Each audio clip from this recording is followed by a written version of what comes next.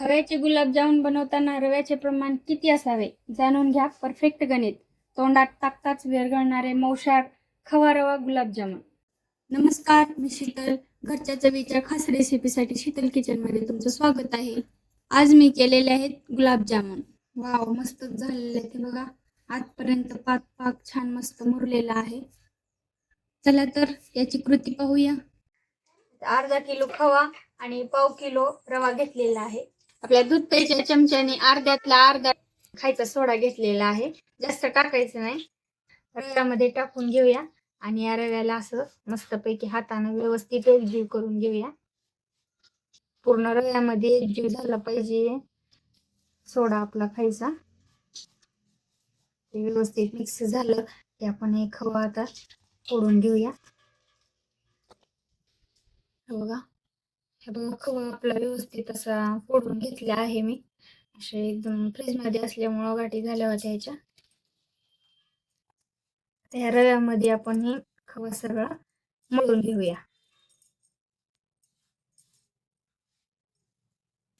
मैद्यात तर सगळेच जण टाकतात, तुम्ही रवा टाकून पहा. रव्यानं आपले जामुन एकदम छान खुसखुशीत होतात.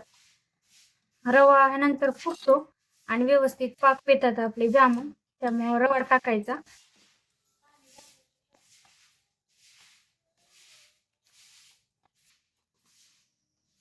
पूर्ण एकजीव झालेला आहे, पण आपला व्यवस्थित गोळा तयार होत नाहीये.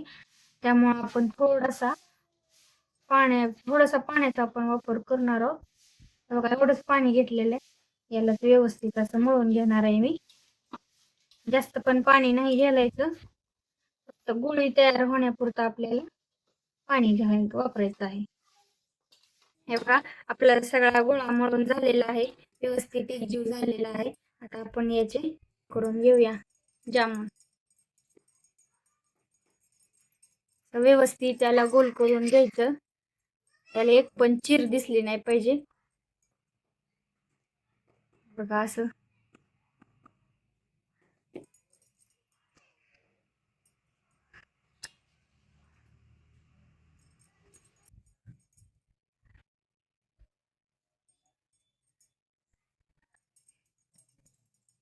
अशा पद्धतीने आता आपण सगळेच जामुन तयार करून घेऊया. बघा, आपले जामुन तयार झालेले. अर्धा किलो खवा आणि पाव किलो रवा घेतल्यामुळे आपण 3 पावशेर आपल्याला साखर घ्यायची आहे आणि 3-4 विलायची मी बारीक कुटून घेतलेली आहे. असं जरा मोठं पातेलं घ्यायचंय, त्यामध्ये साखर टाकून घेणार आहे मी. 1 ग्लास पाणी टाकून घ्यायचंय त्यामध्ये. विलायची टाकून घेतलेली आहे. आता मी गॅस चालू केलेला आहे. एक उकळी येईपर्यंत आपण मोठा गॅस करून याला हलवून घ्यायचा आहे. असं हे बघा, याला मस्त अशी उकळी आलेली आहे. तर आता आपण याला मीडियम गॅस करून 10 मिनिटं आपला पाक शिजून झालेला आहे. आपण एकदा पाकाला साखरेला उकळी घेतली. आता व्यवस्थित 10 मिनिटं आपण हे शिजवून घेतलेलं आहे.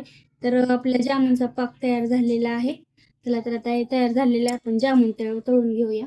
तर आता त्याला आपण तळून घेऊया. बघा, गॅसवरती तेल ठेवून घेतलेलं आहे. तेल आपलं गरम झालेलं आहे.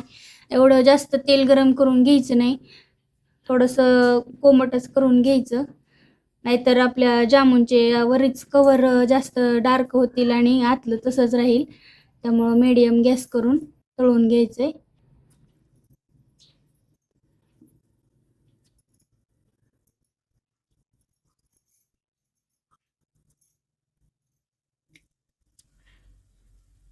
बघा, असं हलक्या हाताने हलवून घ्यायचं. जास्त हे करायचं नाही, त्यामुळे नाहीतर ते फुटतात. हे बघा, आपले जामुन तेलामध्ये कसे डबलच फुगलेले आहेत. वाव, मस्तच झालेले आहेत जामुन. त्याला छान असा बिस्किट कलर येईपर्यंत आपण तळून घेऊया. बघा, आपले जामुन मस्तच असे तळलेले आहेत. तर मी आता काढून घेते.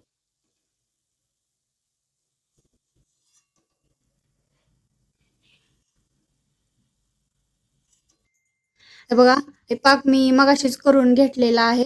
आता हे पाक आपला कोमट झालेला आहे. आता आपण हे गरम गरम काढलेले आताचे जामुन यामध्ये टाकून घेऊया. शक्यतो पाक आधीच करून घ्यायचा, म्हणजे आपण जामुन तळेपर्यंत पाक आपला कोमट होतो. जास्त गार पण नाही करायचं.